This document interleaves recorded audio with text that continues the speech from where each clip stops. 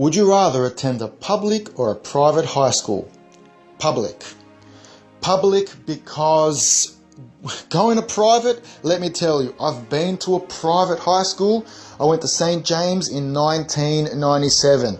And I'll tell you what, when they get you in a private school, they can be so strict with all of the kids that they're going to want to rebel.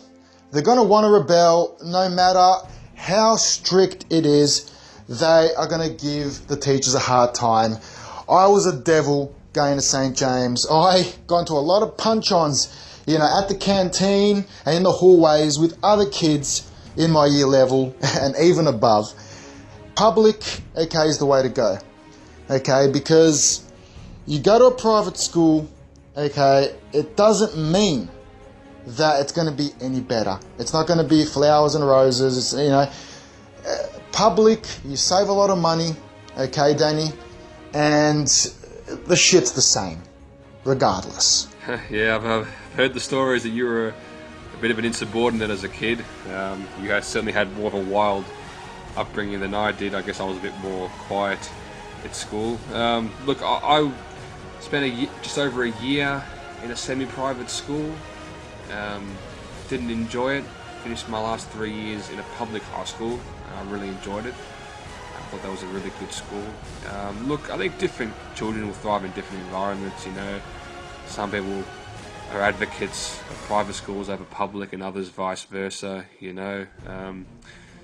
Some parents, they think that private education, means that their child will get a better job in the future. I don't necessarily subscribe to that theory.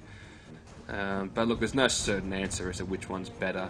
Different children thrive in different environments. So, I certainly didn't like it at St. James. I thought it was so ridiculous. Man, they wanted to get rid of me, 7 months into my year 7. They didn't want me to go to year 8 and year 9 there. They wanted me out of there.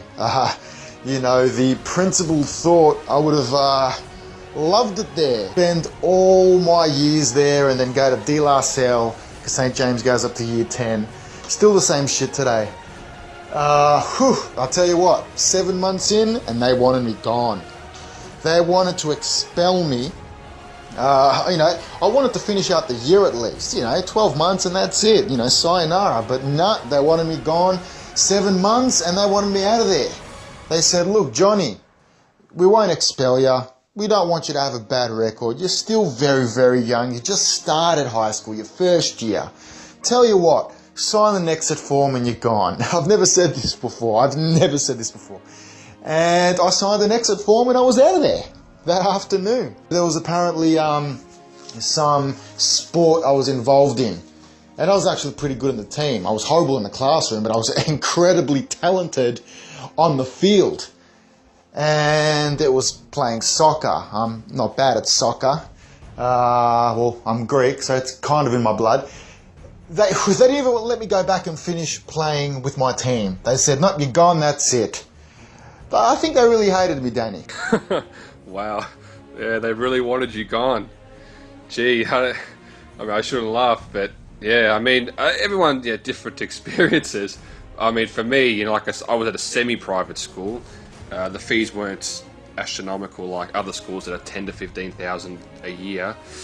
I didn't like it, and obviously I went to a public school. I'll name drop Brighton Secondary College. Great school, really enjoyed it.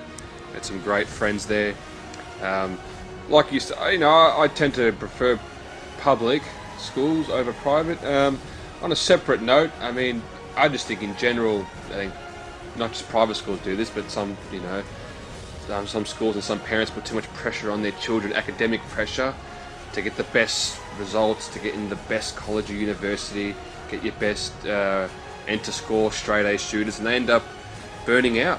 Too much stress on anyone isn't a good thing, and then their lives end up spiraling out of control. I've known a few people that's happened to, and it's a shame. Oh, Danny, private schools are a joke, mate. Period.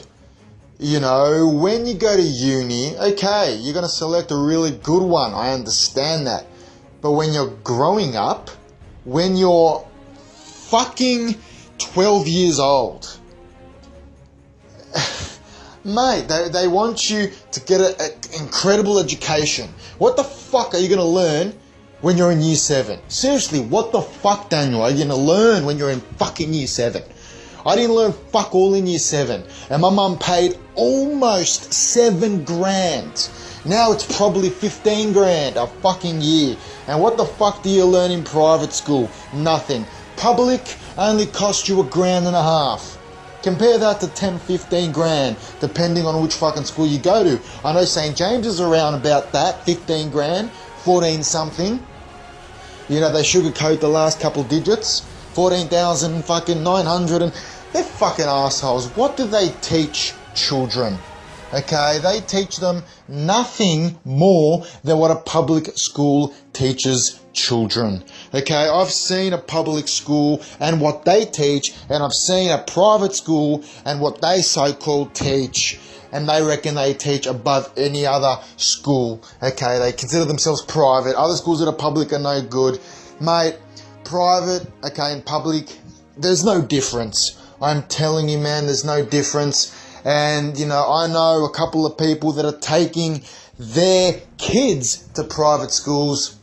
And I just think it's a joke because you're wasting so much money. Ignorant parents think they're getting a better education for their children sending them to a private school when really they'll probably cop more wedgies and get bashed in the fucking toilets, okay, than any other place you could have taken them where it was public.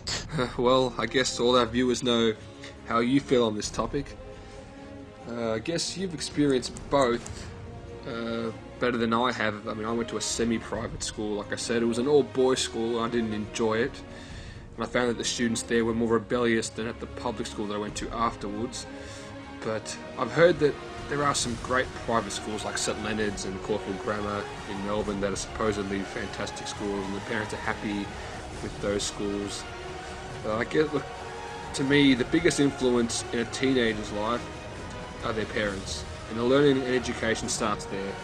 As long as children and teenagers are being brought up properly and they're taught to respect others and to not have a sense of entitlement, they should grow up to have a decent life and also have a positive influence on those around them.